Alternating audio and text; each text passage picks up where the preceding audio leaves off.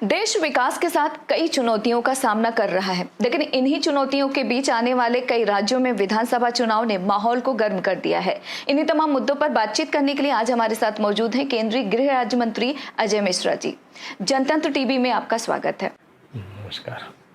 सबसे पहले आपसे मेरा सवाल है सर, जब भारतीय जनता पार्टी की केंद्र में सरकार बनी तो कुछ लोगों को डर सताने लगा था, वो देश छोड़कर जाने की बात करने लगे थे, लेकिन अब कुछ लोगों को उत्तर प्रदेश में डर लग रहा है। उनके डर को कैसे दूर करेंगे?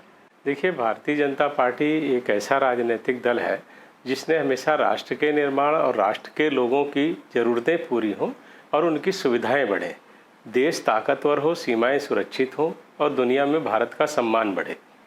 ये हमारे कार्य बिंदु रहते हैं, हम इन्हीं पर काम करते हैं। लेकिन ये हमारे देश का दुर्भाग्य था कि आज़ादी के बाद कुछ ऐसी सरकारें बनी जिन्होंने इस देश की संस्कृति, इस देश की परंपराओं, इस देश के ज्ञान, इस देश की शिक्षा के आधार पर इस देश का विकास नहीं किया, बल्कि वो पश्चिमी धारा में बह गए, जिसका दुष्परिणाम ये देश झेल रहा है कि कुछ ऐसे तथाकथित लोग जो राष्ट्र में प्रभावी हो गए और जो वास्तव में इस देश की संस्कृति के, भाषा के, परंपराओं को के पोषक थे, वो कहीं पिछड़ गए। ऐसे लोगों को डर था और वो स्वाभाविक था कि उनको लग रहा था कि एक ऐसी राष्ट्रवादी पार्टी की सरकार आने जा रही है जिसमें उन लोगों ने जो एक छदम पूरा बनाया हुआ है ढांचा, वो चरमरा जाएगा और उनको अवसर बाद में नहीं आएगा। और वही हुआ। जैसे आपने देखा जिस तरह से हमारे प्रधानमंत्री जी ने विकास के कामों को किया और हर व्यक्ति की ज़रूरतों को पूरा करने का प्रयास किया, लोगों से मन की बात से अपने को जोड़ा, लोगों का विश्वास अर्जित किया, उसके परिणाम स्वरूप आज ऐसे लोगों को उत्तर प्रदेश में भी डर लग रहा है।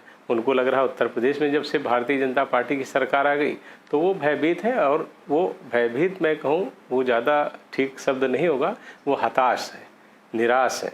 उन लोगों को ये लगता है कि ये देश जिसको वो अपनी सल्तनत मानते थे, जिसको लूटने का काम कर रहे थे, वहाँ पर अब उनको समर्थन नहीं मिल रहा है, लोग उनको पहचान चुके हैं, इस कारण ये हताशा है। मुनव्वर राणा कहते हैं कि उत्तर प्रदेश में अगर फिर से योगी की सरकार आएगी तो वो राज्य छोड़कर चले जाएंगे। ऐसे बहुत सारे लोग कह रहे थे पहले कि मोदी की सरकार आएगी तो देश छोड़ देंगे। किसी ने देश नहीं छोड़ा। ये लोग, इनके अंदर की भड़ास है, इनकी पीड़ा है, इनकी ईर्ष्या है, ये है वो इनसे ऐसे शब्दों को कहलाती है। लेकिन हम फिर भी कहते हैं, हम किसी के विरोधी नहीं हैं, हम सबको साथ लेके चलना चाहते हैं, हम सबके लिए काम करना चाहते हैं। हमने जितनी योजनाएं अपनी चालू की हैं, जितनी योजनाएं किया, कहीं पर भी धर्म, जाति और वर्ग के आधार पर हमने कोई भेदभाव नहीं किया है। सबको लाभ मिले, सबका विकास हो, सबका साथ, सबका विकास और सबका विश्वास, यही हमारा मूल मंत्र है। देखा जाए तो एक लंबे समय से देश का अन्नदाता सड़कों पर है, आंदोलन कर रहा है। क्या आपको लगता है कि इसका समाधान निकलेगा? देखिए, हमारा देश कृषि प्रधान देश है और हमारे यहाँ खेती की बहुत अहमियत है, कृषि की बहुत अहमियत है। लेकिन निरंतर बहुत सारे उत्पादन में हम पूरी दुनिया में नंबर 1, 2 और 3 पर हैं। अनाज हम सबसे ज़्यादा दुनिया में पैदा करते हैं। फल हम पूरी दुनिया में फल और सब्जी के दूसरे बड़े उत्पादक हैं। मछली के हम तीसरे नंबर के उत्पादक हैं। दूध के हम पहले नंबर के उत्पादक हैं। लेकिन इतने सारा उत्पादन करने के बावजूद किसानों की स्थिति में परिवर्तन नहीं आ रहा था और उसके लिए आवश्यक था कि कृषि कानूनों में बदलाव किया जाए, और वो हमने किया। वो कृषि कानून कोई मैंडेटरी कानून नहीं है, उसमें विकल्प दिए गए हैं। जो मंडी में जाना चाहते हैं वो मंडी में जाने के लिए स्वतंत्र है। जो मंडी के अलावा दूसरे विकल्पों को चुनना चाहते हैं वो चुन सकते हैं। अभी तक किसानों को ये था कि वो अपना अनाज पैदा करते, अपनी फसल पैदा करते थे, लेकिन वो अपने मंडी क्षेत्र से बाहर उसको नहीं ले जा पाते थे, जिसके कारण उनको पूरा दाम नहीं मिलता था। तो किसानों की स्थिति में सकारात्मक बदलाव आए, उसके लिए ये कृषि के कानून बने। लेकिन कुछ तथाकथित किसान और कुछ किसान जो हमारे भोले भाले हैं, उनके कंधों पर बंदूक रख करके कुछ हमारे राष्ट्र विरोधी तत्व, कुछ ऐसे लोग जो राजनीतिक रूप से अपना रास्ता ढूंढ रहे हैं, राजनीतिक रूप से उसमें कई ऐसे नेता हैं जो इस समय आंदोलनरत हैं, लोकसभा भी लड़ चुके, विधानसभा भी लड़ चुके और सब जगह अपनी जमानत जब्त करा चुके। ऐसे लोग किसानों की बात करके, किसानों के कंधों पर बंदूक रख के इस आंदोलन में आ गए हैं, और उसमें कुछ लेफ्टिस्ट भी हैं जो इस राष्ट्र के विरुद्ध हमेशा काम करते हैं, वैसे लोग भी उसमें शामिल हैं। आपने देखा होगा जब शुरुआत में था खालिस्तान के नारे लगे, ये हम लोग तो ये कहते हैं कि राकेश टिकैत कृषि आंदोलन अगर कर रहे हैं तो वहाँ पर खालिस्तान मुर्दाबाद बोल के दिखाएं, वो ये बोल के दिखाएं जनरल सिंह भिंडरावाला मुर्दाबाद। वो नहीं बोल सकते क्योंकि वो ऐसे हाथों में खेल रहे हैं और अपनी राजनीतिक महत्वाकांक्षाओं को पूरा करना चाहते हैं। और जहाँ तक किसानों की बात है तो किसान केवल यही नहीं, हमारे देश में 12 करोड़ परिवार खेती किसानी से जुड़े हुए हैं। यहाँ पर उनका 1% भी नहीं बैठा है।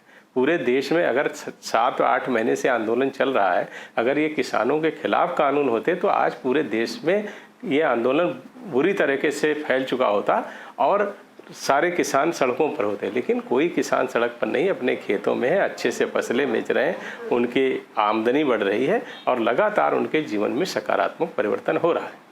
इसके अलावा अगर 26 जनवरी की बात करें तो 26 जनवरी पर जो कुछ हुआ पूरे देश और दुनिया ने देखा। ऐसे में 15 अगस्त को इस तरीके की घटना दोबारा ना हो, इसके लिए सरकार क्या कर रही है? देखिए, हम लोगों ने 26 जनवरी की जो बात थी, उन्होंने ये कहा था, आश्वासन दिया था कि हम एक शांतिपूर्ण प्रदर्शन करेंगे और सीमित संख्या में लोग आएंगे। लेकिन उन्होंने उस समय इस तरह का व्यवहार किया जिससे अराजकता की स्थिति हुई और उन्होंने सारे माहौल को ख़राब करने का भी प्रयास किया। लेकिन उसके बाद आपको याद होगा, अभी जब उन्होंने संसद को घेरने की बात की थी तो हम लोगों ने पूरी संवेदनशीलता से, पूरी तत्परता से उस आंदोलन को लिया। क्योंकि हमने 26 जनवरी वाला देखा था, उसके बाद हमने उसको लिया है। तो उसको, उनका जो प्रदर्शन हुआ उसको सीमित करके हमने जंतर मंतर का जो प्रदर्शन स्थल था वहाँ पे किया। ऐसे 15 अगस्त की भी सारी व्यवस्थाएं हैं, कहीं से कोई अराजकता फैलने नहीं दी जाएगी। इसके अलावा अगर यूपी की बात करें तो इसमें कोई शक नहीं है कि योगी सरकार की कार्यशैली से अपराधियों पर लगाम लगा है, अपराध कम हुए हैं। लेकिन अगर देश के अन्य राज्यों की बात करें, वहां पर अपराध कम नहीं है, ऐसा क्यों? देखिए, अभी ये जहाँ देखिए, एक तो थोड़ी इच्छा शक्ति की भी बात होती है कि, और ये हमारा संघों का एक समूह है हमारा देश, तो उसमें प्रदेश सरकारों के हाथ में पुलिस और कानून व्यवस्था उनके प्रदेशों की होती है, ऐसा संविधान में सूचित किया गया है। तो ऐसे में जहाँ पर प्रदेश की सरकारें कमज़ोर होती हैं वहाँ पर कानून व्यवस्था भले कम हो, लेकिन जहाँ जहाँ भारतीय जनता पार्टी की सरकारें जिन प्रदेशों में हैं वहाँ पर पूरी तरह से कानून व्यवस्था हमारे हाथ में है। हमने उस पर नियंत्रण किया है, अपराधियों पर नियंत्रण है और अपराधों पर भी नियंत्रण है, और पूरी तरह से वहाँ पर कानून व्यवस्था कायम करने का काम हमारी सरकारों ने किया है। उत्तर प्रदेश में आपकी पार्टी ने नारा दिया है, इरादे नेक काम अनेक, लेकिन विपक्षी दल ये आरोप लगा रहे हैं कि योगी सरकार ने जो पहले वायदे किए थे उसको ही अभी तक पूरा नहीं कर पाई है।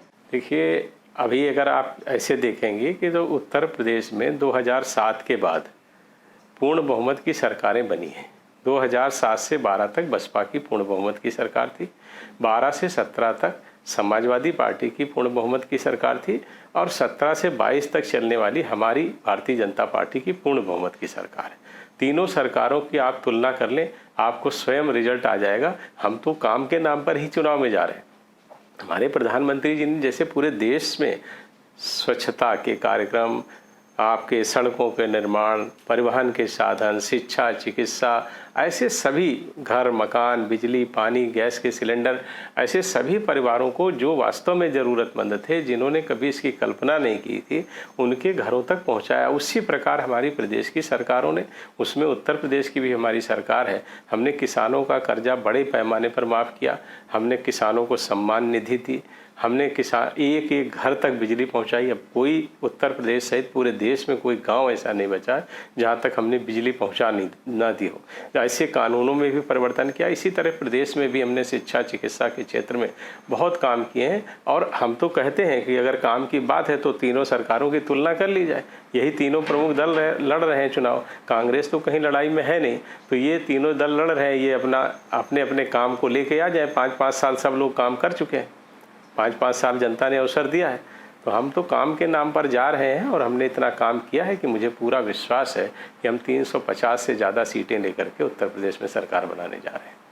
जिस तरीके से देश में जाति पर आधारित जनगणना की मांग उठ रही है, और अगर उत्तर प्रदेश की बात करें तो वहां पर तमाम राजनीतिक दल जातियों की ही बात कर रहे हैं, क्या आपको लगता है कि जैसे जैसे विधानसभा चुनाव नजदीक आएगा जाति हावी हो जाएगी विकास पर? देखिए, ये चुनाव जब आता है तो चूंकि इन्होंने कोई काम तो किया नहीं है, दूसरा हमारी सरकार के खिलाफ उनके पास कोई मुद्दा नहीं है, तो ऐसी दृष्टि में उनको चुनाव लड़ने का एक ही सहारा दिखता है, धर्म और जाति के नाम पर समाज का विभाजन करना, और वो उसी को करने का प्रयास कर रहे हैं। लेकिन भारतीय जनता पार्टी धर्म और जाति की राजनीति नहीं करती। हम देश के लिए काम करते हैं और देश के सब लोगों के लिए काम करते हैं, चाहे वो किसी देश जाति के हों, किसी धर्म के हों। हम सबका साथ सबका विकास वही कहता है, एक भारत श्रेष्ठ भारत, ये हमारा नारा है। हम पूरे भारत को एक मानते हैं, हम कभी जाति और धर्म की बात नहीं करते। जिन लोगों के पास कोई मुद्दे नहीं, जिन्होंने काम नहीं किया, वो जाति और धर्म की बात करते हैं। क्योंकि देखा जाए तो अचानक समाजवादी पार्टी, बहुजन समाज पार्टी को ब्राह्मणों की चिंता सताने लगी है। भारतीय जनता पार्टी पिछड़े वर्ग की बात कर रही है। देखिए, भारतीय जनता पार्टी पिछड़े वर्ग की बात नहीं कर रही। भारतीय जनता पार्टी के संगठन को जो लोग जानते हैं उनको ये पता है, हमारे यहाँ जब से हमारी पार्टी बनी है तब से हमारे संगठन में कई मोर्चे होते हैं। जैसे महिला मोर्चा है, महिला कोई वो जाति तो नहीं है भाई, सभी महिलाएं उसमें शामिल हैं। युवा मोर्चा है, उसमें एक एज है, उसके बाद के जो लड़के हैं वो सभी शामिल हैं।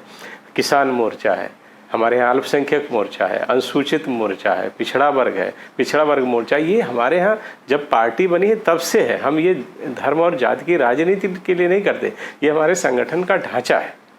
लेकिन मायावती ये कह रही हैं कि हम ब्राह्मण सम्मेलन करवा रहे हैं। भारतीय जनता पार्टी की नज़र बीएसपी के एजेंडे पर है। देखिए, बीएसपी के एजेंडे पर भारतीय जनता पार्टी की नज़र क्यों होगी? उनकी 19 सीटें हैं, उसमें से भी आधे विधायक उनको छोड़ गए हैं। उनके एजेंडे पर नज़र रख के क्या हम अपनी स्थिति उनके जैसी बनाना चाहेंगे? उनकी नज़र जरूर हमारे एजेंडे पर रहेगी, और वो वास्तव में जाति और धर्म की ही राजनीति करती है। चाहे वो समाजवादी पार्टी हो, समाजवादी पार्टी में एक परिवार की पार्टी है और बसपा एक व्यक्ति की पार्टी है। वो इसलिए जाति और धर्म की राजनीति करते हैं। हम लोग कैडर बेस्ड पार्टी हैं। और जहाँ तक भारतीय जनता पार्टी की, मैंने जैसे शुरू में आपको कहा कि हम जाति आधारित राजनीति नहीं करते हैं, लेकिन ये बात जो आपने सवाल पूछा है तो मैं ज़रूर आपको बता देना चाहता हूँ कि ब्राह्मण का बड़ा वर्ग हमेशा से भारतीय जनता पार्टी के साथ था, है और आगे रहेगा। और भले हम जाति की राजनीति नहीं करते, हम तो सभी वर्गों को, ब्राह्मणों सहित सारी जातियाँ और सारे धर्मों के लोग हमारी पार्टी से जुड़े हुए हैं। इस बार यूपी, उत्तराखंड और पंजाब में विधानसभा चुनाव में आम आदमी पार्टी भी मैदान में है और वो दिल्ली मॉडल के आधार पर चुनाव लड़ने वाले हैं। अगर बीजेपी की बात करें तो कितनी बड़ी चुनौती मानते हैं आप? देखिए, हम आपको कोई चुनौती नहीं मानते, क्योंकि आप पहली बार चुनाव लड़ने नहीं जा रही। पंजाब में तो पहले भी उन्होंने चुनाव लड़ा है, और अरविंद केजरीवाल जी ने तो लोकसभा का चुनाव ही नरेंद्र मोदी जी के खिलाफ भी लड़ा था। तो उनकी क्या स्थिति हुई थी आप सबको मालूम है। बनारस से वो चुनाव लड़े थे 2014 में, वो तो हमारे प्रधानमंत्री जी के खिलाफ चुनाव लड़े थे। तो वैसी स्थिति है, आप एक सीमित दायरे में है, और यहाँ पर उन्होंने जिस तरह का षड्यंत्र करके, जिस तरह से झूठ बोल करके और प्रचार के साधनों में सरकारी धन का दुरुपयोग करके सरकार बनाई है, और यहाँ पर चल रही है, कुछ दिन चलेगी, उसके बाद सारी स्थितियाँ साफ होंगी। और वो अगर ये समझ रहे हो कि आम आदमी पार्टी की वजह से सरकार है, वैसा नहीं है। यहाँ पर सारे जो कांग्रेस है, कांग्रेस का फेल्योर के कारण ही आज आम आदमी पार्टी की सरकार है, अन्यथा आम आदमी की पार्टी की सरकार दिल्ली में भी नहीं होती। कोरोना संकट के चलते देश में बेरोजगारी बढ़ी, लोगों का इनकम घटा। देखा जाए तो इन तमाम मुद्दों को लेकर विपक्ष मुद्दा बनाने वाली है आने वाले समय में चुनाव में। कितनी बड़ी चुनौती है और कैसे निपटेगी बीजेपी? अगर विपक्ष बात करता तो एक सकारात्मक बात होती। ये वास्तव में पूरी दुनिया के लिए एक चुनौती है, केवल हमारे देश के लिए नहीं थी ये चुनौती। लेकिन वो ये जानते हैं कि हमारे प्रधानमंत्री जी ने बहुत सफलतम तरीके से कोरोना के संक्रमण को नियंत्रित किया है। पूरी दुनिया में एक चैलेंज था कि कोरोना का संक्रमण बुरी तरह से फैला, और भारत में एक बड़ा चैलेंज इसलिए था क्योंकि हम एक बड़ी आबादी के देश हैं, हमारे पास ज़मीन कम है, आबादी ज़्यादा है, और ये संक्रमण से फैलने वाला रोग था। इसलिए पूरी दुनिया की जो एजेंसीज थी, उन्होंने एक बड़ी संभावना हमारे यहाँ व्यक्त की थी कि संक्रमण की दर भारत में बहुत ज़्यादा होगी, और यहाँ पर पहले जो उन्होंने अनुमान लगाया था उसके हिसाब से 1 करोड़ से ज़्यादा लोगों की मृत्यु होगी। ऐसा एक अनुमान सरकारी जो हमारी दुनिया की एजेंसीज हैं उन्होंने लगाया था। लेकिन प्रधानमंत्री जी ने जिस तरह से 24 मार्च 2020 से ही निर्णय लिए, और उन्होंने वो निर्णय लेकर के, जैसे ही आपने देखा होगा कि कोरोना का संक्रमण की बात आई, उन्होंने तुरंत लॉकडाउन लगाया, लोगों से बात की और सरल तरीके से बात की। और सरल तरीके से बात करने का प्रभाव गांव-गांव में छोटे छोटे बच्चों तक हो गया। छोटे छोटे बच्चे भी ये जानने लगे। उनसे पूछो भाई कोरोना से कैसे बचोगे, तो कहेंगे हाथ की सफाई, दूरी और मास्क लगाना। ये मोदी जी ने एक छोटे से बात में कि हाँ, दीपक जला के, शंख बजा के, उनको लगा ये कोई चीज़ है। और सबसे अच्छा तरीका था मैसेज देने का जो उन्होंने किया और तुरंत प्रसारित हो गया। पहले हम लोगों को, जब मैं पढ़ता था तो कई बार होता था, लोग पूछते थे कि प्रधानमंत्री कौन है। आज हमारे देश के किसी गांव में किसी छोटे से छोटे बच्चे से पूछ लीजिए, मोदी जी का फोटो दिखा लीजिए या पूछ लीजिए, कहेंगे मोदी जी है। तो ये मोदी जी का संपर्क करने का एक इतना अच्छा तरीका है। वो बात करना जानते हैं, किस तरह से बात को किस समय पर रखना चाहिए। और उसके परिणाम स्वरूप हमने कोरोना के संक्रमण के विषय में लोगों को जानकारी बहुत अल्प समय में दे दी, जिसके कारण कोरोना के संक्रमण को नियंत्रित करने में ये सरकार सफल रही। लेकिन कहीं पर भी कोई अराजकता या अव्यवस्था नहीं हुई। उसका सिर्फ और सिर्फ एक ही कारण है कि प्रधानमंत्री हमारे लगातार इतने दूरदर्शी, हर विषय पर सोचते हैं कैसे किस समस्या का हल निकाला जाए। निरंतर वो अपने मंत्रिमंडल के साथियों से भी बात करते हैं, अपने सांसदों से भी बात करते हैं, देश के लोगों से भी बात करते हैं। पिछले 3 सालों के अगर जम्मू कश्मीर की बात करें तो तकरीबन 600 से अधिक आतंकवादी मारे गए। उस पर काबू करने की पूरी कोशिश सरकार की तरफ से की जा रही है। हाल ही में भारतीय जनता पार्टी के कुछ स्थानीय नेता भी मारे गए। इसमें देखा जाए तो अब जो आतंकवादी हैं वो ड्रोन के जरिए सुरक्षा बलों को चुनौती दे रहे हैं। इससे कैसे निपटेंगे? जो लोग चाह रहे थे कि देश में शांति फैले, जम्मू कश्मीर को अस्थिर करना चाहते थे, उनके मंसूबे सफल नहीं हो पा रहे हैं, तो वो अपनी अंतिम ताकत लगा रहे हैं। लेकिन मैं आपको विश्वास दिलाता हूं कि हमारा देश एक ऐसे हाथ में है, ऐसे प्रधानमंत्री, ऐसे गृह मंत्री हमारे देश में काम कर रहे हैं, मोदी जी और अमित शाह जी, कि निश्चित रूप से आतंकवाद को पूरी तरह से हम ख़त्म करेंगे। और पूरे देश में आपने देखा होगा इस 7 साल के दौरान देश के अंदर कोई ऐसी आतंकवादी बड़ी घटना नहीं होने पाई है और हमने आतंकवादियों को मुंह तोड़ जवाब दिया है। संसद का मॉनसून सत्र चल रहा है, लेकिन देखा जाए तो लगातार हंगामा हो रहा है। जनता का पैसा और सदन का वक्त दोनों ही बर्बाद हो रहा है। इसके लिए आप किसे जिम्मेदार मानते हैं, सरकार को या विपक्ष को? देखिए, सरकार तो लगातार प्रयास कर रही है। हम तो लगातार ये कह रहे हैं कि हम हर बात पर बहस करने को तैयार हैं, हम हर प्रश्न का जवाब देने को तैयार हैं। कोई अगर व्यक्तिगत रूप से भी अपनी समस्या को उठाता है, उसको भी हम हल करने को तैयार हैं। और हमने तो सत्र ही इसलिए बुलाया था कि वहाँ पर चर्चा हो। कई सारे विधेयक हैं जिनको पारित होना है, कई ऑर्डिनेंस हैं जिनको विधेयक के रूप में परिवर्तित होना है। ये सारी बातें हैं। लेकिन जैसे मैंने कहा शुरुआत में, आपके कई प्रश्नों में ये बात आ गई है कि विपक्ष के पास कोई मुद्दा नहीं है। उनकी हताशा ही है कि वो पार्लियामेंट को चलने नहीं दे रहे हैं। और सिर्फ चलने ही नहीं दे रहे हैं, बल्कि वहाँ पर इस कदर माहौल ख़राब किया है जो आज तक कभी नहीं हुआ। और उसके बाद जैसे पहले भी कभी कभी ऐसी घटनाएं हो जाती थी, क्योंकि लोकतंत्र में धरना प्रदर्शन, आंदोलन, वेल में जाना ये एक सामान्य बात होती है। लेकिन उसके बाद अगर किसी से कोई गलती हो जाती थी तो उसके लिए वो सदन में क्षमा क्योंकि विपक्ष तो ये आरोप लगा रहा है कि वो चाहता है कि पेगासस जासूसी मामला, किसान आंदोलन और महंगाई पर सरकार चर्चा करे, लेकिन सरकार तैयार नहीं है। नहीं, सरकार हर मसले पर बात करने को तैयार है। जैसे पेगासस की बात अगर करें तो पेगासस के जो भी उन्होंने सवाल उठाए थे, जब पार्लियामेंट चल रही होती है तो परंपरा ये है कि पार्लियामेंट के अंदर ही जवाब दिया जाए। तो हमारे जो आईटी मिनिस्टर थे, उन्होंने लोकसभा और राज्यसभा दोनों में पेगासस के बारे में एक स्टेटमेंट दिया और सभा के पटल पर भी रखा। अब उस पर अगर वो कुछ सवाल पूछते उस समय, लेकिन वो शोर ही मचाते रहे, उनका भी भाषण ठीक से नहीं सुना। और आपने देखा होगा राज्यसभा में उनके हाथ से ही पर्चा छीन के फाड़ के फेंक दिया गया। तो अब आप बताइए कि कौन चर्चा नहीं करना चाहता। हम तो पेगासस के साथ साथ कृषि आंदोलन की अगर बात करें तो 4 घंटे सदन में चर्चा होने के बाद ही ये कानून पास हुआ था। तो सदन में चर्चा हुई और कृषि पर तो हर सत्र में चर्चा होती है। वो अगर इस तरह की बात करते, कोई नियम से उस बात को रखते, तो निश्चित रूप से उनकी बात सुनी जाती है। अगर अखिलेश यादव की बात करें तो वो यूपी में साइकिल यात्रा निकाल रहे हैं और उन्होंने आज कहा कि भारतीय जनता पार्टी के राज्य में अपराध में नंबर 1 महिलाओं के साथ असुरक्षा बढ़ गई है। इसके अलावा उन्होंने कहा कि बीजेपी मैनिफेस्टो नहीं बनाती, मनीफेस्टो बनाती है। अब देखिए, हमारे प्रधानमंत्री जी आज से नहीं हैं, 2001 से वो 13-14 तक गुजरात के मुख्यमंत्री रहे, 7 साल से वो प्रधानमंत्री हैं। 21 साल से वो मुख्यमंत्री और प्रधानमंत्री के पदों पर है, एक भी कोई व्यक्ति उन पर आरोप नहीं लगा सकता। हमारे मुख्यमंत्री पर एक भी व्यक्ति आरोप नहीं लगा सकता। ये उनकी कुंठा है, उनकी पराजय है कि वो जिस तरह से करते थे, अपराधियों को संरक्षण देने का काम पूरी तरह से उनकी सरकार में होता था। मुख्तार अंसारी आकर विधानसभा में पूरी बैठक करते थे, पंचायत लगाते थे। आपके जितने माफिया थे, गुंडे थे, वो आधे से ज़्यादा उसमें विधायक थे, आ गए थे उनकी पार्टी में, और वो लोग विधायक बन करके पूरी तरह से पंचायत। अब मुख्तार अंसारी की हिम्मत नहीं है कि विधानसभा तो छोड़िए, उत्तर प्रदेश जाने में डरते हैं।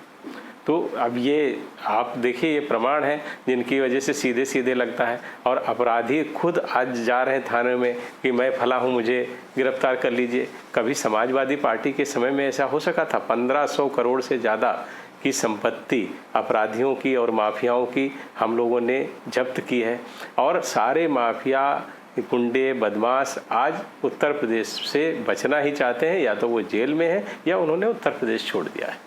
बीजेपी के अनोत्सव कार्यक्रम के तहत जो प्रोग्राम हुआ है, उस विपक्ष ये कह रहा है कि ये बीजेपी का, योगी सरकार का अनोत्सव नहीं है, ये चुनावोत्सव है, विधानसभा चुनाव पे नजर है। ये योगी सरकार की अकेले बात नहीं है, ये केंद्र सरकार की योजना है, और योगी सरकार का भी उसमें बढ़ चढ़ करके सहयोग रहा। योगी जी ने हमेशा किया है। जब आपको याद होगा, जो पिछला वर्ष था कोरोना का, तो उस समय कोरोना के संक्रमण में तब भी हमने लोगों के घर तक अनाज पहुँचाया था, और 1 महीने में 2-2 बार पहुँचाया था। आपको अगर याद होगा तो उस समय तो कोई चुनाव नहीं था। अब इस समय चुनाव है, लेकिन कोरोना की दूसरी लहर भी आई थी, और उसके कारण अगर हम गरीबों को पहले, अभी जैसे हमारे प्रधानमंत्री जी ने कहा कि गोदाम तो पहले भरे रहते थे, लेकिन गरीब का पेट भूखा रहता था। हमारे प्रधानमंत्री जी ने, हमारे मुख्यमंत्री जी ने ये किया है कि गोदामों में अनाज नहीं, जिसके घर में होना चाहिए उसके घर में अनाज पहुंचा रहे हैं। लेकिन हमारे प्रधानमंत्री जी, हमारे मुख्यमंत्री जी, इन्होंने सड़क पर काम किया है। हमारे गृह मंत्री जी एक एक बात को जानते हैं, और उसी के अनुसार इस देश के लिए योजनाएं बनाते हैं, जिसके कारण इस देश के लोगों का विश्वास और भरोसा हमने जीता है। और आज जो स्थिति पूरे देश में बनी है, जो हम लोगों को विश्वास मिल रहा है, ये इसी के कारण है। आखिरी सवाल आपसे जुड़ा हुआ है। आप अपने उत्तर प्रदेश से दिल्ली तक के सफर को कैसे देखते हैं, और साथ ही क्या आपने सोचा था कि मोदी मंत्रिमंडल में आपको जगह मिलेगी? देखिए, मैं तो राजनीतिक व्यक्ति नहीं हूँ। मैंने जब तक मैं कॉलेज में रहा और यूनिवर्सिटी में रहा, तो मेरा राजनीति में कोई दिलचस्पी नहीं थी। लेकिन मैंने भारतीय जनता पार्टी के कार्यकर्ता के रूप में काम शुरू किया। सन 2000 में मैंने काम शुरू किया, और उसके बाद लगातार मेरी पार्टी ने एक कार्यकर्ता के रूप में मुझे विकसित किया। मैं जिले का महामंत्री बना, जिले का अध्यक्ष बना। उसके बाद पार्टी ने जिला सहकारी बैंक का हमको उपाध्यक्ष बनाया। फिर उसके बाद जिला पंचायत का सदस्य में बना। उसके बाद लगातार पार्टी ने विधायक, सांसद बनाया मुझे। विधायक भी मैं रहा, सांसद भी हूँ, और अब पार्टी ने यह दायित्व दिया है। हम सब कार्यकर्ता हैं, कैडर बेस पार्टी के एक कैडर कार्यकर्ता हैं, और उसी अनुसार काम करते हैं। पार्टी जो दायित्व देती है, चाहे वो बड़ा हो या छोटा हो, ये उस दायित्व को हम निर्वहन करते हैं। लेकिन हमारे लिए एक बहुत बड़े सम्मान की बात है कि मोदी जी जैसे नेतृत्व के साथ, और ऐसे मंत्रालय में जो अमित शाह जी जैसा क्षमतावान और योग्य गृह मंत्री संभाल रहा हो, मुझे काम करने का अवसर मिला है। मैं मानता हूँ ये ईश्वर की मेरे ऊपर कृपा है, मेरे माता पिता का आशीर्वाद है, जिसके कारण मुझे ये अवसर मिला है। आपने हमें समय दिया, उसके लिए आपका बहुत बहुत शुक्रिया। नमस्कार।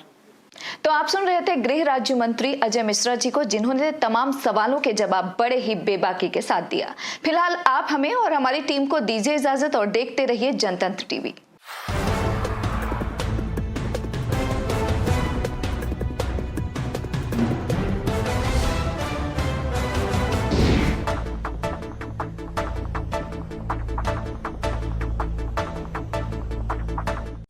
खबरों के निष्पक्ष विश्लेषण के लिए सब्सक्राइब करें Jantantra TV and press the bell icon. Never miss any update.